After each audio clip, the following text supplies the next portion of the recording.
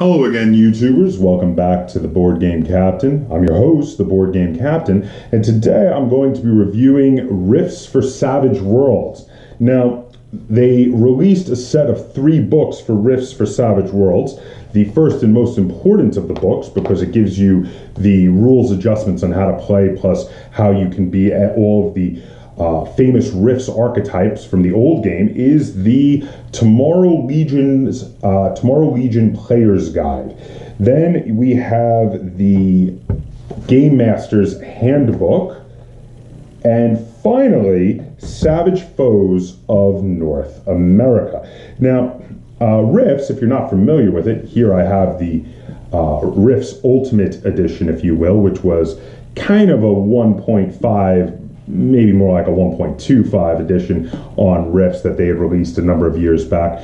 This is the old system. Now, Rifts uses the Palladium book system, which is an old system that's very similar to one of the older editions of Dungeons and Dragons. I think it's very similar to number 2 to 2nd edition. It uses a D20 for combat, and it uses a percentage system for the skills.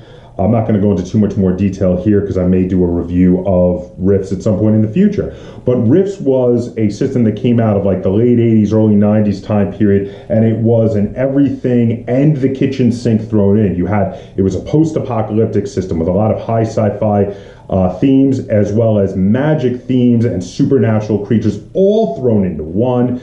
The basic plotline had to do with an apocalypse that caused magic to come back into the world, and rifts, tears in space and time to open up to all these other dimensions, including dimensions that could be described as multiple hells, and all sorts of monsters and supernatural creatures are running loose on Earth, and you can fight them both with magic and with railguns. So, I mean, that's Rifts. That's Rifts in a nutshell. Now, this new edition here, this is a Savage Worlds edition. Now, the first thing I want to address is the kind of strange decision to split it into 3 books. This is a little bit of a head scratcher for me. I mean, it's following the format that they do for the Dungeons and Dragons books, where they always split that into 3 books.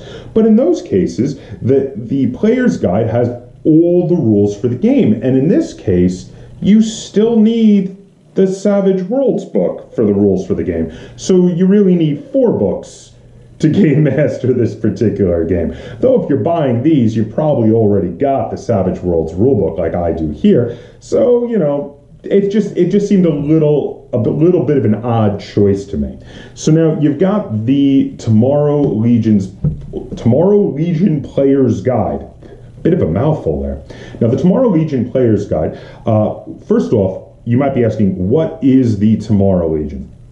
The Tomorrow Legion is a brand new faction. If you are a classic Rifts player, you will not know the name the Tomorrow Legion. That's because when they were designing this, they wanted to come up with a new faction in North America that with a plot point campaign that they could throw the players into, and that was the Tomorrow Legion. Now, I kickstarted this when they had the Kickstarter up a while back, and they had all the information up there about it. But the Tomorrow Legion is a new sort of do-gooder faction that goes around trying to help people and unite the different good factions of North America, if you will. And it was formed by some of the very, very famous NPCs in the Rifts world, including Erin Tarn and Lord Coke, who, if you're familiar with Rifts, you've heard those names. If you're not, Erin Tarn is a traveling scholar that goes and tries to spread enlightenment, and Lord Coke is the founder of another do-gooder group known as the Cyber Knights, which in old Rifts was actually a player character class you could be. Being a Cyber Knight was a specific thing. Being a member of the Tomorrow Legion is a little more fluid. You can be a Cyber Knight, or you could be a juicer, or you could be a dragon hatchling, and any of those things you'd still be able to be a member of the Tomorrow Legions. Now, in this book, it gives you a basic setup for the world. It tells you how to make your characters for Rifts. It gives you the alternate rules that you would use for Rifts. And I mean, in general, it also gives you the new powers and also new equipment to use for Rifts with Savage Worlds. So this is very nicely organized. It's very easy to look things up. I do very much like it. And if you're just playing as a player in a Savage Worlds Rifts campaign and you want to know more about the abilities you can get, more about the perks, more about the handicaps, more about the equipment you can buy. This is a great book to pick up. If you're going to run a game of it, you have to have this book. It's very important. Now, the other two books are really more for the Game Master and the Game Master alone. You have the Game Master's Handbook, and you have the Savage Foes of North America. Now, the Game Master's Handbook gives far more detailed and in-depth analyses on the different factions and the different locations, as well as storyline ideas and all sorts of good stuff for if you are running a Savage Worlds Rifts campaign. It even has encounter tables and rules for salvage and how it is you can work out a salary for your players depending on what their job is. For instance, if they're working for the Tomorrow Legion, it tells you what kind of salaries you will see in the Tomorrow Legion based on your rank. Very useful resource for the Game Master. This is not something that a player would need to buy, but it's great for a great resource for the Game Master.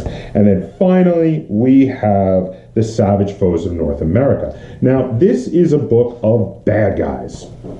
You have in here members of the Coalition. You have members of the Federation of Magic. You have monsters, demons, dragons, broadkill, demonics, gargoyles, all sorts of things you could run into, mercenaries and such, all sorts of NPCs, bad guys, and things like that. But then in addition, and this is something I really like that they put in this book, this is something that just, I was like, this is a really good idea. They put in adventures for some of the particular kinds of monsters, including descriptions of areas, lots of NPCs, hooks, and full storylines, possible solutions to said adventures. And that is a really cool thing. I really like that they did that. They also have lots of random encounter tables and rules both in here for designing your own bad guys and monsters, as well as rules in the main book for designing your own other races that are not necessarily in here for player characters to use. And they have kept this a very open sort of feeling, similar to the old Rifts, where you can do anything you want. You can be any kind of species you want, any kind of character class you want. They've kept in these frameworks, which sort of work like character classes in the Savage Worlds setting. And they make you feel like the level 1 characters are more powerful than normal level 1 Savage Worlds characters, because they give you extra abilities, extra statistics, extra equipment that normal level 1 Savage Worlds characters in other settings would not have. And that does feel like Rifts. Now, the big question, if you were an old Rifts player and you are familiar with the Savage Worlds system, that you might have for me is mega damage. Is it in there? How does it work? It's in there. There is mega damage, but it works fairly smoothly for the most part. Now, what they did was, if you were familiar with the Savage Worlds system, you will know about heavy weapons and heavy damage. And the way heavy weapons and heavy damage, heavy armor works is if you have an Abrams tank, that will have heavy armor, because no matter how many times you ace those die rolls, a 38 caliber revolver should never take out an Abrams tank. It just shouldn't happen. So a 38 caliber revolver does not have the heavy weapon special rule. The Abrams tank has the heavy armor special rule, but the cannon on the Abrams tank has the heavy weapon special rule, so it can destroy something with heavy armor. So one Abrams tank can take out another Abrams tank. So that is how they did mega damage and mega damage capacity. Something that does do mega damage will get the ability to do mega damage by being a heavy weapon in Savage Worlds, and something that would have mega damage capacity gets heavy armor in Savage Worlds. Now that seems fine. I do have a bit of a fiddly complaint though with this. The thing is, they wanted handheld items to not be mega damage. So while as in the Rifts, the old Rifts book, most personal armor and even pistols, like a little laser pistol, would do mega damage, and regular body armor would have mega damage capacity, regular handheld laser weapons are no longer mega damage. None of them are. And most and I do say most, personal body armors are not mega damage either. Now, when I first heard this, I said, oh, okay, that makes sense. But then I read further into it, and we tried it because we played about a 6-month campaign of this. We've played quite a few games of this. This, my opinion, is an informed opinion on this subject. There's some fiddly bits on it. So, okay, yes, normal, regular body armors are not heavy armor. But if you are a full conversion Borg, you are mega damage. You have mega damage capacity. If you're a dragon hatchling, you're mega damage. If you are a regular person but get one of the not power armors but powered armor, which was that weird kind of there were a couple of them in the old Rifts game, and they've put them in here. They were that midway point between regular armor and power armor. Those are mega damage. And of course, if you're using powered armor, or the infamous powered armor, the Glitter Boy, you're mega damage. So those are all human to larger than human size characters that can make themselves mega damage. And then if you're using a powered armor, or you are a full conversion Borg and you have that extra strength, you can pick up and carry like a handheld gun, one of those bigger weapons that deals out mega damage anyway. And because there's so many bad guys out there that need mega damage to bring them down, that winds up being where everybody goes. So in the campaign we were running, we had one player who was playing a magic user and was able to do mega damage with their magic. And then we had one player who was a psionic who eventually got one of those powered armors to use. And we had another player who was used the Mars class to make their own kind of Mars character class. And they also got one of those powered armors. So before long, in a very short amount of time, everybody had mega damage armor and was using mega damage weapons anyway. And even if you're not using mega damage armor, there is one handheld weapon that anyone can hold that can do mega damage as like a little ace in the hole, if you will, and that is vibro knives. Vibro knives in this still are heavy weapons. They still do mega damage. They'll still cut through a tank. And it's a knife. It's this big. So this is this weird kind of midway point for me. Now, on one hand, I appreciate what they tried to do, trying to take the mega damage out of the smaller armors and the small handheld things. But on the other hand, it feels to me like they should have taken the damage out of all of them then. That the vibro knives shouldn't have been mega damage. Even though they're big and tough and they should have had a lot of armor, even full conversion Borgs shouldn't have been mega damage. You shouldn't have mega damage until you're like the size of a tank. But that's my opinion. You can feel free to comment down below if you disagree with me. But now that is my main gripe that I have with the Savage Worlds Rifts. Otherwise, for the most part, this is a really good conversion of the Savage Worlds setting the Rift setting into the Savage Worlds game system.